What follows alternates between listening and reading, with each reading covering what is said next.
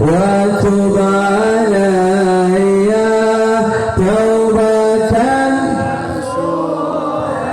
الله تب علي توبة نصوحا أستغفر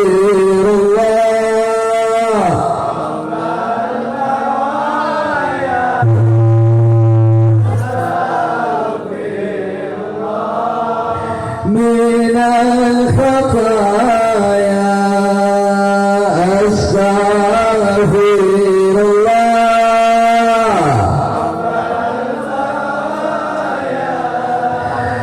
أستغفر الله.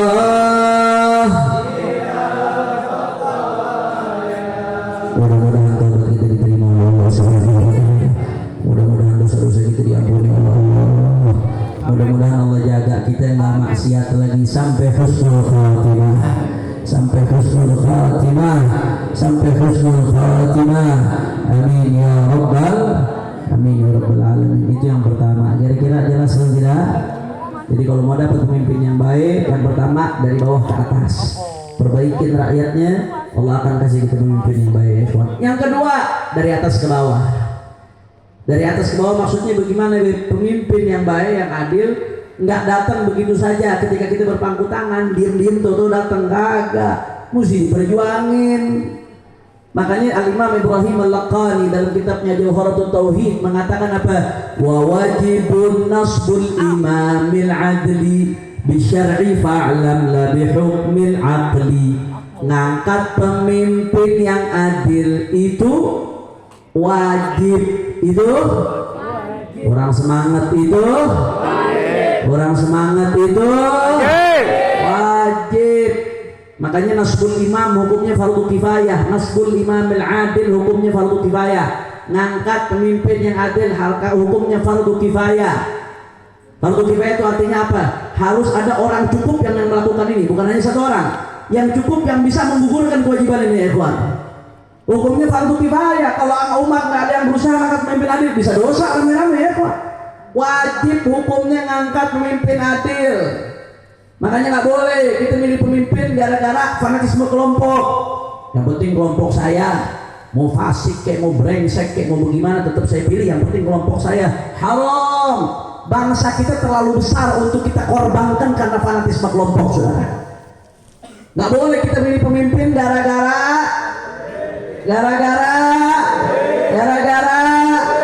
jawab yang jujur. Ini mendekati pemilu, yang suka nebar duit banyak apa kagak? Banyak apa kagak? Tahu rental PS? Tahu rental PS? Itu rental PS kira-kira PS 5 disewa sebulan 200.000, dapat apa kagak? Hah? Kagak bakal dapat. 200.000 sebulan. PS sebulan 200.000 kagak mau. Lain ngaku cinta NKRI, ngaku umat Nabi, dikasih 200.000 disogok buat 5 tahun, hilang ye. Sorry ye. Betul apa kagak? Hati-hati, diancam sama Nabi Muhammad sallallahu alaihi wasallam dalam hadis riwayat Sahih Bukhari. Kata Rasulullah sallallahu la yukallimuhum Allah yaumal qiyamah wa la yuzakkihim wa lahum adzabun alim. Kata Nabi Muhammad ada 3 golongan nanti di hari kiamat yang gak akan diajak bicara oleh Allah, tidak akan disucikan oleh Allah, walahum adzabun alim, dan mereka mendapatkan adab yang pedih. Siapa 3 golongan tersebut? Di antaranya kata Nabi Muhammad adalah rajulun baya'a imaman lam yubayi'hu illa li dunyah fa in a'tahu ma yurid waffalahu wa in lam yu'tih la yuwaffilahu. Shadaqa Rasulullah sallallahu alaihi wasallam. Di antara yang diancam sama Nabi itu kalau ada orang yang bayar imaman, membaiat imam. Baiat itu bahasa fikih. Baiat itu bahasa fikih. Kalau zaman sekarang dalam konteks demokrasi, saudara, takyif fikihnya panjang kalau kita mau bahas.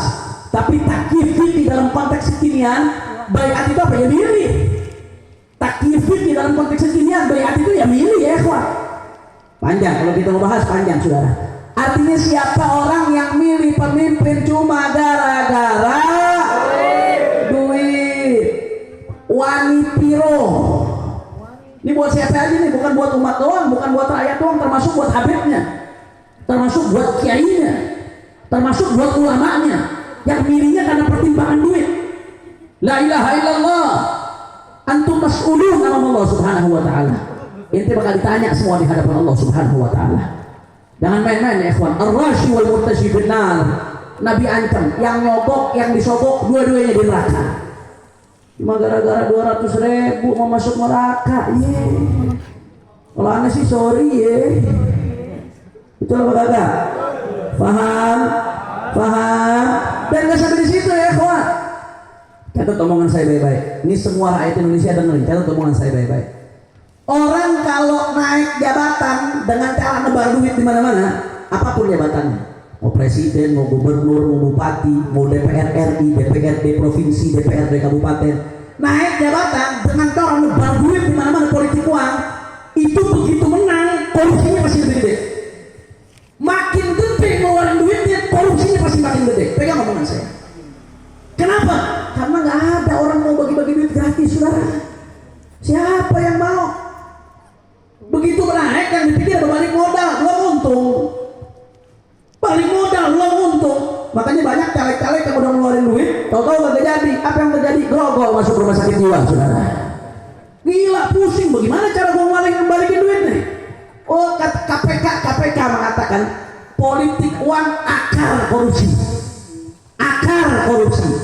Politik uang hanya akan melahirkan pemimpin-pemimpin yang koruptor, anggota-anggota dewan yang koruptor. Itu semua dari politik uang, saudara. Maka jangan mimpi berantas korupsi kalau kita masih senang dengan politik uang. Jangan mimpi berantas korupsi kalau masih ikut-ikutan dengan politik uang. Na'udzubillah min. Sampai sini paham apa kagak? Jelas. Maka nggak boleh kita milih pemimpin gara-gara duit, milih pemimpin gara-gara fanatisme golongan, gara-gara saudara saya. Padahal udah tahu brengsek, masih didukung. Yang penting saudara gua, nggak ada urusan. Bukan ini tolak ukurnya, saudara. Maka kalau kita milih pemimpin, tolak ukurnya dengan keimanan dan ketakwaan kita kepada Allah Subhanahu wa Ta'ala. Pakai iman, pakai takwa. Ikutin, berpolitiklah sesuai dengan adab dan ajaran yang diajarkan baginda Nabi besar Muhammad. Emangnya Islam ngajarin politik? Bukannya Islam gak boleh diseret-seret ke politik? Saudara, Islam tuh agama sempurna, paripurna.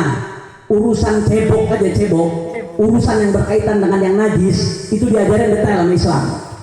Urusan masuk kamar mandi pakai kaki kiri.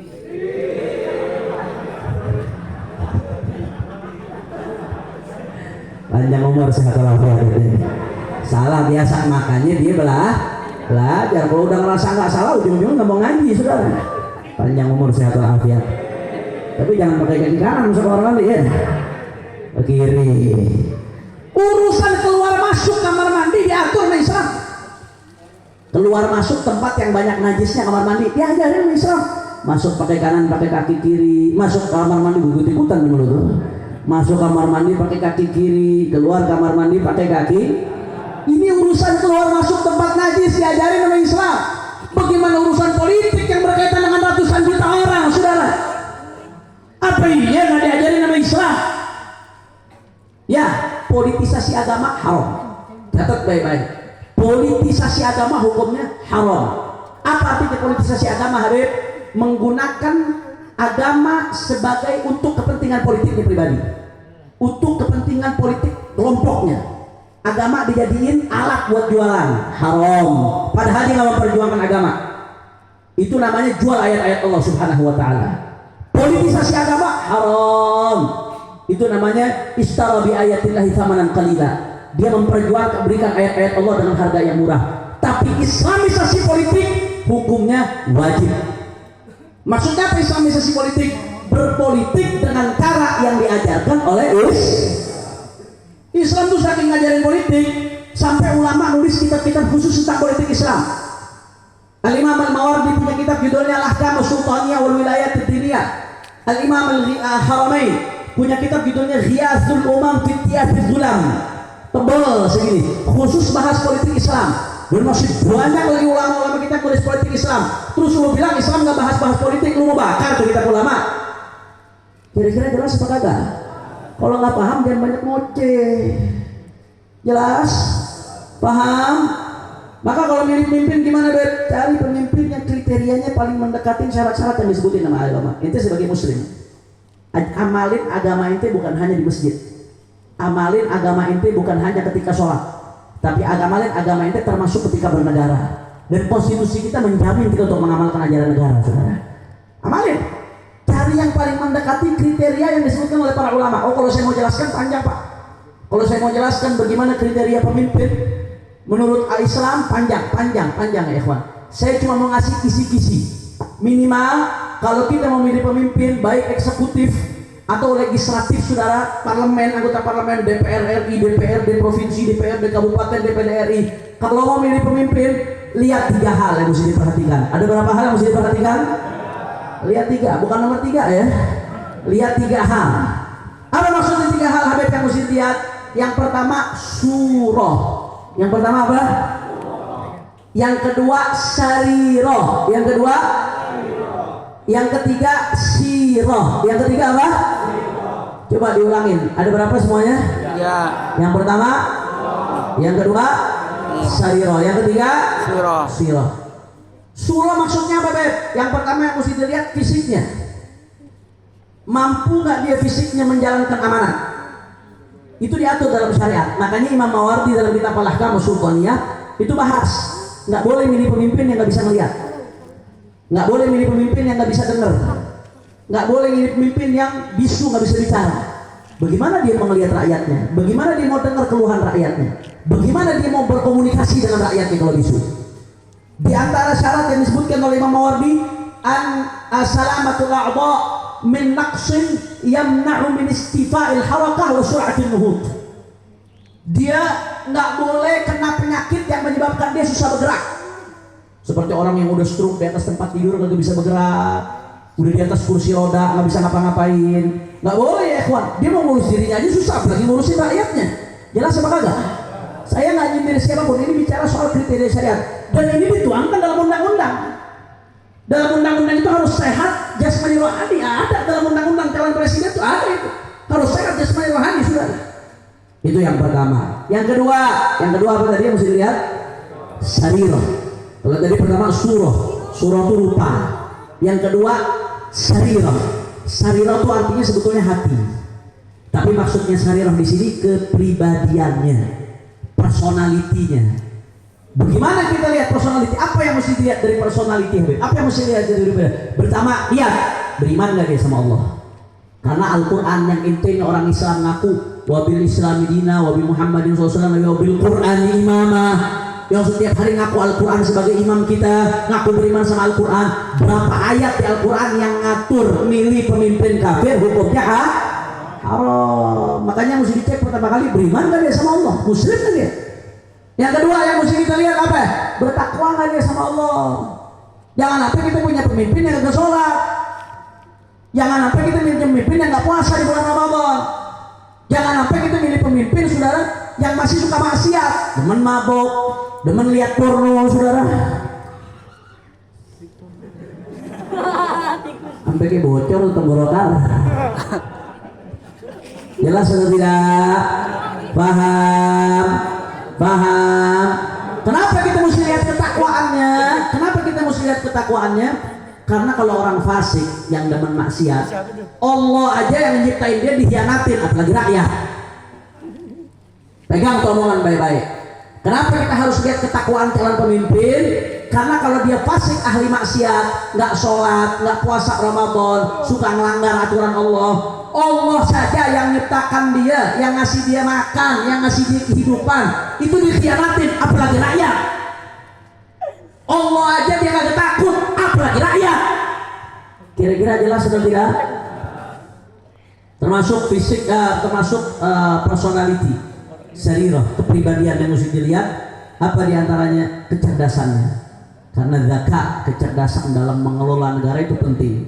Nggak bisa sembarangan. Orang-orang yang nggak punya kecerdasan nggak bisa mengelola negara, ikhwan. Nah, kita mau ngatur keluarga aja mesti paham, apalagi ngatur negara. Termasuk keberaniannya, syaja'ah. Syaja'ah itu termasuk yang dipertimbangkan kata Imam Mawardi. Nah, itu yang berkaitan dengan sarirah.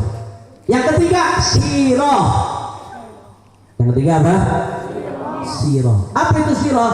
Track record, rekam jejak. Itu kan sekarang udah zamannya googling. Tinggal cek, lihat rekam jejaknya. Kalau dia pernah mimpin, amanatnya dia. Kalau pernah punya jabatan, amanatnya dia. Jujur nggak dia? Pernah korupsi nggak dia? Kalau memang dia pernah punya jabatan, berprestasi nggak dia? Itu track record tuh. Bagaimana gagasan-gagasannya? Kalau dia pernah mimpin, gimana hubungannya sama ulama ketika mimpin? Bukan cuma butuh ulama ketika mau nyalon doang. Pas mimpin tuh bagaimana hubungannya sama ulama? Koordinasi nggak sama ulama kalau ngambil kebijakan? Bagaimana dia dalam mengatur akhlak rakyat? Perhatian nggak sama akhlaknya rakyat? Itu track record. Kira-kira jelas atau tidak? Jadi yang mesti dilihat ada berapa? Ya. Yang pertama Sirah. Yang kedua Sirah. Yang ketiga cari yang surah syariroh sirohnya terbaik. Baik kita cari pemimpin negara atau kita cari anggota dewan. Besok ini pertimbangan BW istikharah. Sebelum milih ini dari sekarang istikharah, minta petunjuk kepada Allah Subhanahu. Orang yang bakal ente pilih bukan sekedar nyoblos, itu akan dipertanggungjawabkan di hadapan Allah karena menyangkut nasib rakyat, nasib bangsa, nasib negara. Istikharahin baik-baik, pikirin baik-baik, pertimbangin baik-baik, pakai akal sehat, pakai hati nurani. Habib, saya udah pertimbangin nih, Habib. Nomor 1, nomor 2, nomor 3. Saya udah timbang-timbang mana yang sirahnya paling bagus, sarirahnya paling bagus, sirahnya paling bagus. Tapi semakin saya timbang, saya makin pusing, Habib. Akhirnya ujung-ujungnya minum panadol merah, Habib. Ini bagaimana, Habib? Saya nggak tahu nih jawabannya, Habib. Mana yang terbaik yang saya mau pilih? Nggak usah pusing. Tanya sama ulama kita ini nikmat dari kecil hidup sama ulama kita. Dari kecil sama ulama, begitu lahir mau minta doa yang dicari siapa? Ulama. Gedean dikit akikah yang dicari siapa? Ulama. Gedean dikit mau nyunatin, mau disunat yang dicari siapa? Dokter. Ulama gak bisa nyunatin. Ustaz Haris nyunatin meleset urusannya. Minta doanya sama ulama. Gedean dikit mau kawin nyari yang minta doa yang dicari siapa? Ulama. Gedean dikit mau bikin rumah selamatan yang dicari siapa? Habis itu sakit minta doa yang dicari siapa? Ulama. Minta doa yang dicari ulama. Habis itu mati mau ditahlilin, mau ditalkinin, mau didoain, mau disolatin yang dicari siapa? Dari lahir sampai mati dikit-dikit ulama, dikit-dikit ulama, dikit-dikit ulama. Giliran milih pemimpin, ulamanya dibuang, yang diambil 200.000. Sorry jelas atau tidak? Paham atau tidak? Gua udah bahas ini sama 45 udah dah. Masya Allah, doain biar panjang umur sehat walafiat. Karena ini mesti disuarakan. Ulama ini butuh, umat ini butuh tuntunan. Gak bisa umat ditinggalin begitu aja. Umat butuh tuntunan. Makanya kayak kemarin tuh, kenapa Imam besar Sayyidul Walid Al Habib Muhammad Rizik bin Hussein bin Syihab, mudah-mudahan beliau dijaga Allah. Kenapa beliau memerintahkan untuk diadakan istimewa ulama di bulan November kemarin? Ya, karena begini ya ikhwan. Kalau beliau ini sebentar lagi kita akan milih pemimpin. Nggak bisa kita milih pemimpin karena dasar emosi, nggak boleh. Nggak boleh kita milih pemimpin pakai hawa nafsu, nggak boleh. Harus pakai akal dan iman dan ilmu. Maka yang terbaik apa? Kumpulin ulama, kata beliau. Bikinlah yang namanya istimewa ulama. Itu istimewa ulama 18 November 2023. 18 November jam 8 pagi sampai jam 9 malam kelarnya, 13 jam di Adzikro Sentul. Yang hadir hampir 1.000 ulama dari Sabang sampai Merauke, hampir 1.000 ulama. Itu macam-macam ulama yang hadir, habaibnya, kiainya, dan tokoh nasional juga hadir sebagian ya ikhwan. Jam 8 pagi sampai jam 9 malam. Itu ulama bahasa apa yang dibahas? Ini soal ini nih, di 2024 bentar lagi nih kita bakal milih pemimpin. Ini ada 3 calon nih, ulama nimbang-nimbang. Tentunya di antara 3 calon ini semuanya pasti punya sisi positif, betul apa enggak? Itu nggak boleh tutup mata buta bilang negatif semuanya, nggak boleh. Itu masih objektif juga, jujur. Tentunya di antara 3 ini pasti semuanya punya sisi negatif, nggak ada yang sempurna, betul atau tidak? Pasti ada. Nah ulama nimbang-nimbang nih, Ini di antara tiga nih, mana ya yang sisi positifnya paling banyak? Ini hampir 1000 ulama kumpul. Mana yang sisi negatifnya paling sedikit ya? Mana yang paling besar maslahatnya buat umat? Karena tasarruful imam ala ra'iyah manutun bil maslahah. Pemimpin itu begitu mimpin, dia harus melakukan yang paling maslahat buat umat. Sehingga ulama mempertimbangkan ini di antara tiga ini yang bakal jadi pemimpin, mana yang bakal ngasih maslahat buat umat lebih gede? Dari pertimbangan surah, sirah, sarirahnya. Di antara tiga ini mana yang mudaratnya paling kecil buat umat? Karena